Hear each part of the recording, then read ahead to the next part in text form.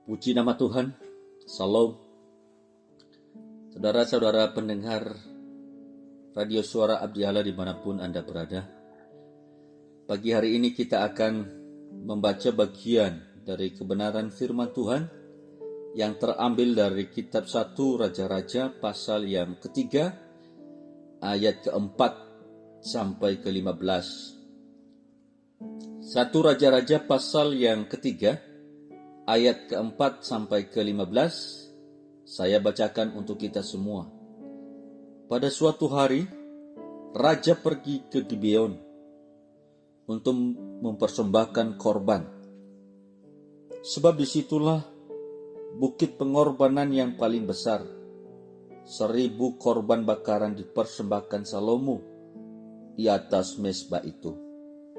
Di Gibeon itu, Tuhan menapakkan diri kepada Salomo dalam mimpi pada waktu malam. Berfirmanlah Allah, mintalah apa yang hendak kuberikan kepadamu.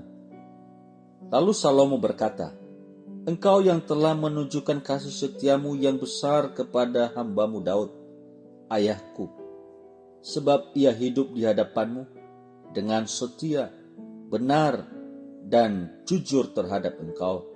Dan engkau telah menjamin kepadanya kasih setia yang besar itu dengan memberikannya kepadanya seorang anak yang duduk di tahtanya seperti pada hari ini. Maka sekarang ya Tuhan, Allahku, engkaulah yang mengangkat hambamu ini menjadi raja, menggantikan Daud ayahku. Sekalipun aku masih sangat muda dan belum berpengalaman, demikianlah hambamu ini berada di tengah-tengah umatmu yang kau pilih, suatu umat yang besar, yang tidak terhitung dan tidak terkira banyaknya. Maka berikanlah kepada hambamu ini hati yang faham menimbang perkara untuk menghakimi umatmu, dengan dapat membedakan antara yang baik dan yang jahat. Sebab siapakah yang sanggup menghakimi umatmu yang sangat besar ini? Lalu adalah baik di mata Tuhan bahwa Salomo meminta hal yang demikian. Jadi berfirmanlah Allah kepadanya, oleh karena engkau telah meminta hal yang demikian dan tidak meminta umur panjang atau kekayaan atau nyawa musuhmu, melainkan pengertian untuk memutuskan hukum, maka sesungguhnya aku melakukan sesuai dengan permintaanmu itu. Sesungguhnya aku memberikan kepadamu hati yang penuh hikmat dan pengertian, sehingga sebelum engkau tidak ada seorang pun seperti engkau, dan sesudah engkau takkan bangkit seorang pun seperti engkau. Dan juga apa yang tidak kau minta, aku berikan kepadamu, baik kekayaan maupun kemuliaan, sehingga sepanjang umurmu takkan ada seorang pun seperti engkau di antara raja-raja. Dan jika engkau hidup menurut jalan yang kutujukan dan tetap mengikuti segala ketetapan dan perintahku, sama seperti ayahmu Daud, maka aku akan memperpanjang umurmu. Lalu terjagalah Salomo. Ternyata ia bermimpi.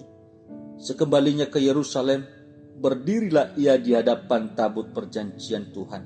Dipersembahkannya korban-korban bakaran dan korban-korban keselamatan. Kemudian ia mengadakan perjamuan bagi semua pegawainya. Demikian jauh pembacaan firman Tuhan. Yang diberkati adalah mereka yang senantiasa membaca, merenungkan, lebih-lebih melakukan firman Tuhan. Amin. Sebelum saya menguraikan kebenaran firman Tuhan pada hari ini, saya mengajak kita memohon terang firman Tuhan melalui doa. Mari kita berdoa. Bapa di dalam sorga, hari ini kami bersyukur diberi kesempatan oleh Engkau untuk membaca, mendengarkan, dan merenungkan firman-Mu. Kami mohonkan hikmat, pengertian dari Tuhan di dalam memahami firman-Mu. Karena kami manusia yang lemah, yang seringkali jatuh, seringkali melanggar, dan tidak taat kepadamu. Untuk itu kami mohon ampunilah kami, supaya kami layak untuk mendengarkan bagian firman-Mu pada hari ini. Tuhan Yesus, kami percaya bahwa firman-Mu adalah firman yang hidup. Firman-Mu ya dan amin. Untuk itu, berikanlah kami Roh Kudus Tuhan untuk memahami, mengerti firman-Mu. Berfirmanlah kepada kami ya Tuhan. Kami siap mendengarkan firman-Mu. Di dalam nama Tuhan Yesus. Haleluya. Amin. Saudara-saudara yang kekasih, pendengar radio Suara Abdi Allah, yang menjadi tema kita pada hari ini yaitu hikmat dan pengertian. Hikmat dan pengertian. Sementara ayat perenungan kita terambil di dalam ayat yang ke-12. Tuhan pun memberikan kepadanya hati yang penuh hikmat dan pengertian. Tuhan pun memberikan kepadanya hati yang penuh hikmat dan pengertian. Saudara-saudara yang terkasih pendengar radio Suara Abdi Allah dimanapun Anda berada, kalau kita membaca kitab Raja-Raja ini, khususnya di dalam pasal yang pertama sampai ke-11, di sana mengkisahkan tentang dimulainya zaman Raja Salomo sampai dengan zaman pembuangan. Itu terdapat di dalam pasal 11 sampai pasal 1 sampai 11, yaitu tentang pemerintahan Raja Salomo yang dimulai dari penggantian tahta dari Raja Daud kepada Raja Salomo. Pasal 1 dan 2 diteruskan di dalam pasal yang ketiga dan sampai kelima, yaitu kebijaksanaan dan kemuliaan Raja Salomo. Kemudian dilanjutkan lagi dalam pasal yang ke-6 sampai ke-8 tentang pembangunan bait Allah. Sementara di pasal 9 dikisahkan tentang kunjungan Ratu Seba. Dan Salomo dipengaruhi istri-istrinya yang berakibat perlawanan terhadap dirinya sebagai raja. Hari ini kita fokus untuk memahami pasal yang ketiga, ayat ke-4 sampai ke-15. Dituliskan bahwa ketika Raja Salomo mempersembahkan 1000 korban bakaran di bukit pengorbanan Gibeon, pada waktu malam Tuhan menampakkan diri kepada Salomo dan berfirman, "Mintalah apa yang hendak kuberikan kepadamu." Salomo menjawab dengan memohon hati yang paham untuk menimbang perkara umat Tuhan, untuk membedakan antara yang baik dan yang jahat. Itu terdapat di dalam ayat yang ke-9. Tuhan pun memberikan kepadanya apa yang dia minta, yaitu hati yang penuh hikmat dan pengertian, menjadi bagiannya di dalam memimpin bangsa Israel. Saudara-saudara kekasih bisa membacanya di dalam ayat yang ke-12 dengan jelas. Malahan apa yang tidak diminta oleh Raja Salomo diberikan oleh Tuhan, yakni kekayaan dan kemuliaan. Itu terdapat di dalam ayat ke-13. Dalam teks 1 Raja-Raja, pasal yang ketiga, ayat ke-4 sampai ke-15 ini, kita melihat bahwa Raja Salomo merasa kecil dan tidak berpengalaman dalam memimpin suatu bangsa yang sangat besar. Tapi yang sangat jelas bahwa Salomo dalam permohonannya kepada Tuhan, ia tidak meminta kekuasaan, harta benda, atau apapun seperti raja-raja yang ada di sekitarnya. Tetapi ia meminta, yaitu meminta hikmat dan pengertian, yakni hati yang paham untuk menimbang perkara, untuk dapat membedakan antara yang baik dan yang jahat, sehingga Raja Salomo bisa menghakimi umatnya dengan adil. Tuhan pun memberikan atau menganugerahkan kepadanya hati yang penuh hikmat dan pengertian itu.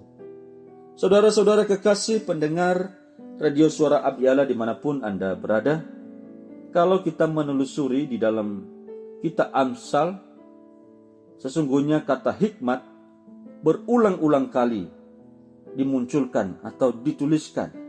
Misalnya di dalam Amsal yang ke-8 ayat 11 dituliskan bahwa hikmat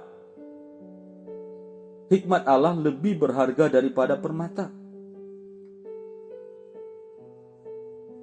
Sementara di dalam ayat pasal yang ke-16 ayat 16, hikmat jauh melebihi dari emas. Bukan hanya di dalam Amsal juga, tetapi di dalam Pengkhotbah dituliskan bahwa hikmat lebih baik dari keperkasaan. Dalam Pengkhotbah pasal yang ke-9 ayat 16. Hikmat adalah ciptaan Allah yang pertama. Di dalam Amsal pasal yang ke-8, mulai dari ayat 22 sampai ayat 36. Amsal pasal yang ke-8 dimulai dari ayat 22 sampai ke 36. Dituliskan berulang-ulang kali. Bersamanya Allah mengatur segala sesuatu. Karena itu hikmat tidak pernah terpisah dengan Tuhan Allah. Orang yang mendapatkan hikmat mendapatkan hidup, sedangkan yang membenci mencintai maut. Saudara-saudara kekasih pendengar Radio Suara Abdi Allah dimanapun Anda berada, yang menjadi pertanyaannya, seberapa penting hikmat di dalam kepemimpinan Raja Salomo? Namun sebelumnya mari kita melihat apa arti daripada hikmat itu sendiri. Dalam bahasa Ibrani ada yang mengartikan bahwa hikmah, ada juga yang mengartikan tefunah, yang berarti kebijakan atau pengertian. Saudara-saudara pendengar Radio Suara Abdi Allah, hikmat yang diminta oleh Raja Salomo merupakan hikmat praktis, bukan hanya sekedar teoritis. Hikmat dalam pemimpinan Raja Salomo merujuk kepada kebijaksanaan, kemampuan untuk hidup bijaksana. Hikmat dan pengertian yang diberikan atau dianugerahkan Allah kepada Raja Salomo tentunya sangat mempengaruhi dia di dalam memimpin bangsa yang Tuhan percayakan kepadanya. Saudara-saudara pendengar Radio Suara Abdi Allah dimanapun Anda berada, mari kita melihat bagaimana Raja Salomo mempraktikkan hikmat dan pengertian pemberian Allah itu di dalam kepemimpinannya. Yang pertama, ketika dia menyelesaikan suatu permasalahan. Selama masa jabatannya, tentunya Salomo diperhadapkan pada tugas untuk membuat suatu keputusan di dalam menyelesaikan masalah. Hikmatnya, pengertiannya memungkinkan dia untuk menghadapi tantangan ini dengan bijaksana dan efektif. Saudara-saudari kekasih pendengar Radio Suara Abdi Allah dimanapun Anda berada, bagaimanapun seorang pemimpin pasti diperhadapkan terhadap permasalahan, persoalan, mulai dari diri sendiri maupun keluarga, terlebih orang-orang yang dia pimpin. Saudara-saudara yang terkasih, mari kita lihat masalah yang sering muncul di dalam diri manusia. Bisa saja masalah keangkuhan, keegoisan, kesombongan, kemunafikan, dan masalah-masalah yang lain. Kalau di dalam keluarga, pasti ada masalah hubungan antara suami istri, masalah anak-anak, masalah komunikasi, masalah ekonomi, masalah keuangan, masalah pekerjaan, dan lain sebagainya. Kepada orang-orang yang dipimpin, pasti ada permasalahan. Bahkan bisa melebihi seperti yang dialami oleh diri sendiri dan keluarga. Untuk itu perlu penyelesaian yang komprehensif dari seorang pemimpin di dalam memutuskan dan menyelesaikan setiap permasalahan yang dihadapi oleh orang-orang yang dipimpin.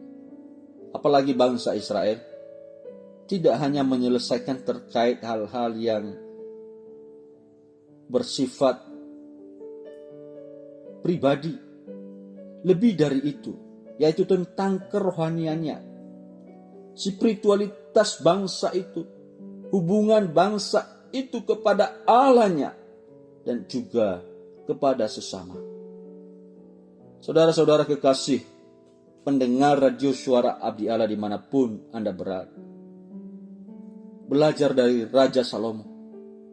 Dia meminta hikmat dan pengertian kepada Tuhan untuk dapat menimbang perkara dan membedakan yang baik dan yang jahat. Hal ini memungkinkan dia untuk membuat keputusan yang bijaksana di dalam menyelesaikan permasalahan bangsa Israel. Lewat keputusan yang diambil berdasarkan hikmat dan pengertian dari Allah, tentunya Salomo membawa umat Allah, umat Tuhan ke jalan yang benar, ke jalan yang dikehendaki oleh Tuhan, sesuai dengan petunjuk-petunjuk Tuhan, sesuai dengan perintah-perintah Tuhan. Inilah guna hikmat dan pengertian di dalam kepemimpinan Raja Salomo. Salomo juga boleh memerintah umat Tuhan dengan adil. Salomo dengan rendah hati mengakui ketidakmampuannya untuk memerintah.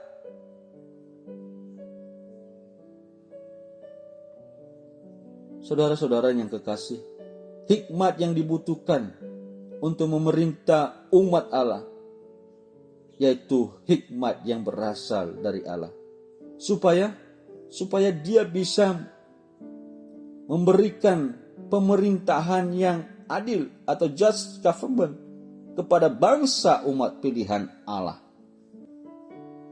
Dan ternyata Allah memang memberikan hal itu sesuai dengan permintaannya. Allah memberinya hikmat, pengertian, bahkan lebih dari situ, Allah memberinya kekayaan, kemuliaan, sehingga Salomo dalam sejarahnya memerintah dengan damai selama 40 tahun. Bukan hal yang mudah untuk memimpin suatu bangsa yang besar seperti bangsa Israel pada zamannya, yang berbeda-beda suku, karakter, keinginan, tingkat kemampuan atau intelektual, dan lain sebagainya. Kadang-kadang memimpin suatu komunitas kecil saja, kita sudah mengeluh, stres, marah-marah, ingin mundur. Itu baru kelompok kecil. Belum lagi memimpin suatu gereja, satu sinode. Kalau di sekolah, satu kelas, satu sekolah, atau satu prodi, atau satu perguruan tinggi, atau satu STT. Belum lagi dikasih satu kabupaten, satu provinsi, sampai satu negara. Jadi sudah mulai kebayangkah bagaimana menjadi seorang pemimpin? Jikalau tidak ada hikmat dan pengertian dari Tuhan, maka yang dipimpin bisa mengalami permasalahan, sekaligus kekacauan, lebih-lebih hubungan bangsa itu kepada Allahnya, kepada sesama. Saudara-saudara kekasih pendengar radio suara Abdi Allah, hikmat dan pengertian dibutuhkan di dalam memerintah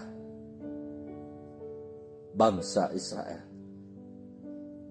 Dan Salomo memintanya kepada Tuhan, dan Tuhan menganugerahkan kepadanya hikmat dan pengertian itu. Saudara-saudara yang kekasih, pendengar radio suara Abdi Allah dimanapun Anda berada, Salomo juga meminta hikmat ini untuk mengakhiri pertengkaran dan perselisihan. Conflict resolution. Salah satu contoh hikmat Salomo adalah ketika ia mengakhiri sebuah pertengkaran atas identitas ibu yang benar. Dalam kasus ini hikmat dan pengertian dari Allah memungkinkan dia untuk membedakan kebenaran dan mengambil suatu keputusan yang adil. Hikmat dan pengertian Salomo memainkan peran penting di dalam kepemimpinannya yang sukses. Saudara-saudara yang terkasih dalam nama Tuhan, itu bukan hal yang mudah bagi Raja Salomo. Tapi oleh perkenanan Tuhan, oleh anugerah Tuhan, Salomo bisa memutuskan dengan adil.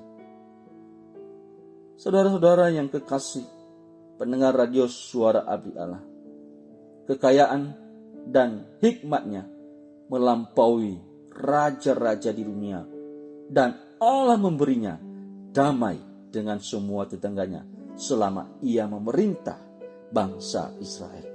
Oleh karena itu hikmat dan pengertian dari Allah sangat-sangat berharga dalam kepemimpinan Raja Salomo.